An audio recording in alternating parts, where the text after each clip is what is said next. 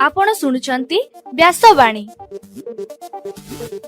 जनगण मन अधिनायक जय हे भारत भाग्य विधाता। पंजाब सिंधु गुजरात मराठा द्राविड उत्कल बंग। विंध्य हिमाचल यमुना गंगा उच्छल जलधि तरंग। तब शुभ नामे जागे तब शुभ आशीष मागे। गाए तब जय गाथा जनगण मंगलदायक जय हे भारत भाग्य विधाता। जय हे जय हे जय हे जय जय जय जय हे। या कुंदेन्दु तुषार हार धवला। या शुभ्र वस्त्रामृता। या वीणा वरदंड मंडित करा। या श्वेत पद्मासना। या ब्रह्माश्रुत शंकर प्रभृति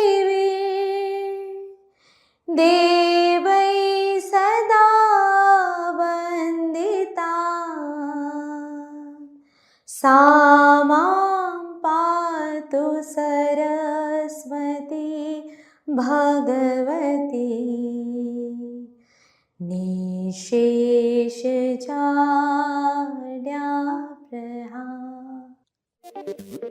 नमस्कार व्यासवाणीर खबर सहित मु लक्ष्मीप्रिया।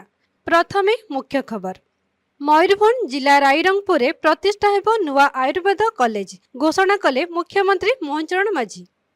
आसंता 27 तारिख में प्रधानमंत्री नरेंद्र मोदी झारसुगुड़ा आसुचंती। ओडिया फिल्म पुष्करा को मिलिला 71तम जातीय पुरस्कार। दादा साहेब फाल्के पुरस्कार सम्मानित हेले मलयालम फिल्म अभिनेता मोहनलाल। आज जातीय सेवा योजना दिवस बा एनएसएस डे पालन करा जाउची। 22 कैरेट सुना दर 1,06,000 टंका को बढ़िला। पैलेस्टाइल को राष्ट्र मान्यता देला फ्रांस। एशिया कप टी20 क्रिकेट रे श्रीलंका को 5 विकेट रे हराइला पाकिस्तान। आज भारत और बांग्लादेश मध्य मुकाबिला हेबो एवं आसंता 24 घंटा मध्य उपकूल और दक्षिण ओडिशा रे घड़घड़ी सहित वर्षा हेबा आशंका। एबे संपूर्ण खबर।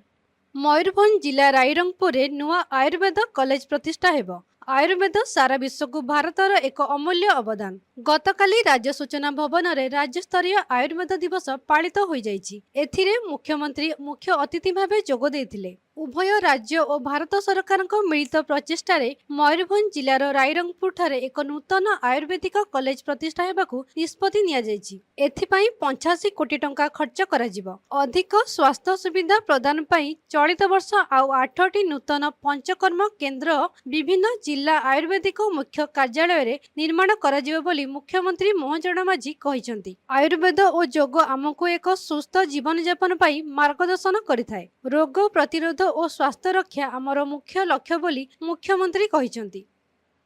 आसंता 27 तारिख में प्रधानमंत्री नरेंद्र मोदी झारसुगुड़ा गस्तरे आसिबे। सेठारे अमलीपाली स्थित युव समावेश में जोगदेवे बोली स्पष्ट करिसंती उत्तरांचल राजस्व आयुक्त सचिन रामचंद्र यादव। गतकाली गणमाध्यम को श्री यादव कहिसंती जे सेप्टेम्बर 17 रु अक्टोबर 2 तारिख जाए चलिबाकु थिबा सेवा पक्षरे युव गोष्ठी को सामिल करबा उद्देश्य रे एही कार्यक्रम करा जाउची। पश्चिम ओडिशार युवक माने एही कार्यक्रम रे सामिल हेबे। एही अवसर रे किछि नुआ घोषणा और प्रकल्पर शिलान्यास मध्य होई पारे बोली श्री यादव कहिसंती। 71तम जातीय चलचित्र पुरस्कार प्रदान समारोह गतकाली नुआदिल्लीर विज्ञान भवन में अनुष्ठित होइतिला।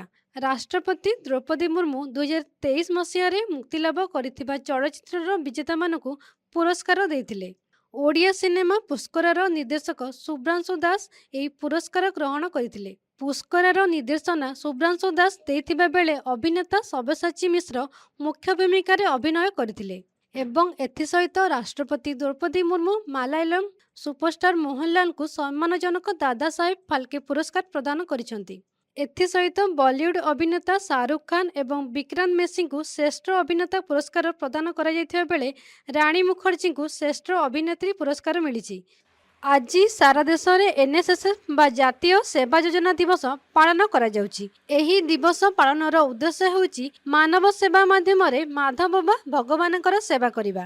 ଏହି ଯୋଜନାର ମୁଖ୍ୟ ପୁରୋଧା ହେଉଛନ୍ତି ଜାତିର ପିତା ମହାତ୍ମା ଗାନ୍ଧୀ। ଶିକ୍ଷାର୍ଥୀମାନଙ୍କୁ ଶିକ୍ଷାଦାନ ସହିତ ସମାଜ ସେବାରେ ଅନୁପ୍ରାଣିତ କରିବାକୁ ସେ ପରାମର୍ଶ ଦେଇଥିଲେ।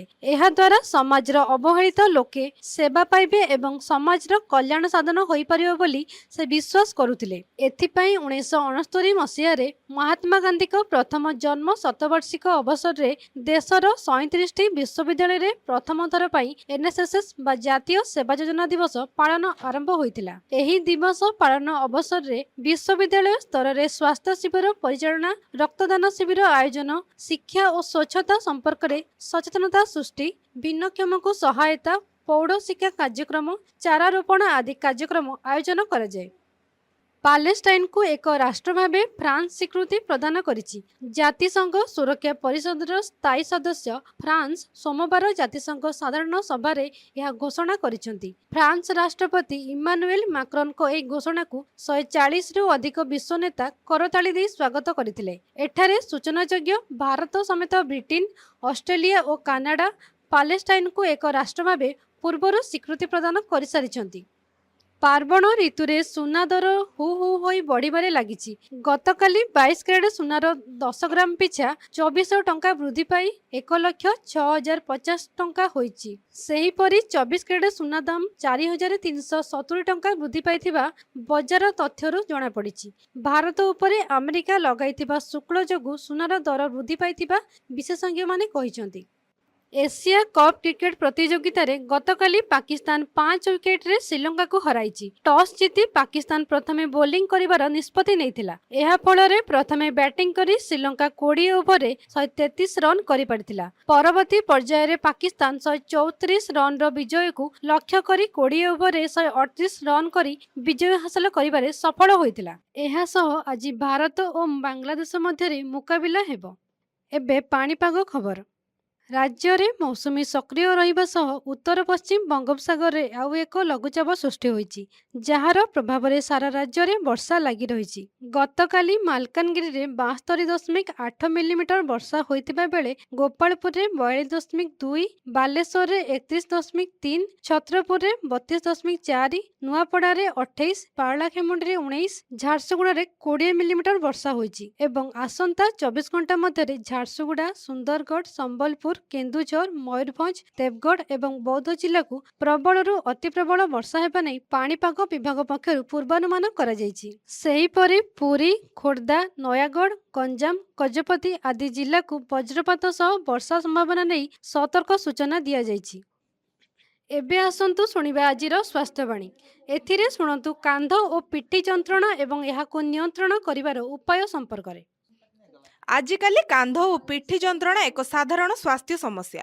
ଛାତ୍ରଛାତ୍ରୀଙ୍କ ଠାରୁ ଆରମ୍ଭ କରି 30ରୁ 35 ବର୍ଷ ବୟସର ଅଧିକାଂଶ ଯୁବକ ଯୁବତୀ କାନ୍ଧ ଯନ୍ତ୍ରଣା ସମସ୍ୟାରେ ପଡୁଥିବା ଦେଖାଯାଉଛି। ପ୍ରଥମରୁ ଏହାର ଯତ୍ନ ଏବଂ ଚିକିତ୍ସା ନ କରାଗଲେ ରୋଗ ଜଟିଳ ହୁଏ। କାନ୍ଧ ବା ପିଠି ଯନ୍ତ୍ରଣାର ମୁଖ୍ୟ କାରଣ ହେଲା ଗୋଟିଏ ସ୍ଥାନରେ ଦୀର୍ଘ ସମୟ ଧରି ଆଗକୁ ଝୁଙ୍କି ବସିବା, ଅଫିସରେ କମ୍ପ୍ୟୁଟର କିମ୍ବା ଲାପଟପ୍ ସାମ୍ନାରେ ବସି ଘଣ୍ଟା ଘଣ୍ଟା କାମ କରିବା, ତ୍ରୁଟିପୂର୍ଣ୍ଣ ବସିବା ଶୈଳୀ, ବାରମ୍ବାର ଭାରି ଜିନିଷକୁ ଉଠାଇ ଅନ୍ୟ ସ୍ଥାନକୁ ନେବା ଆଣିବା କରିବା, ଘରର ରଙ୍ଗ ଦେବା କାର୍ଯ୍ୟ ଇତ୍ୟାଦି। କାନ୍ଧ ବା ପିଠି ଯନ୍ତ୍ରଣା ଆରମ୍ଭ ହେଲେ ଏହାକୁ ଅଣଦେଖା କରିବା ଉଚିତ ନୁହେଁ। ଏହାଦ୍ୱାରା ସମସ୍ୟା ଆଗକୁ ବଢ଼ିପାରେ କିମ୍ବା ଗମ୍ଭୀର ହୋଇପାରେ। କିଛି ଘରୋଇ ଉପଚାର ଦ୍ୱାରା କାନ୍ଧ ବା ପିଠି ଯନ୍ତ୍ରଣାରୁ ଉପଶମ ମିଳିଥାଏ।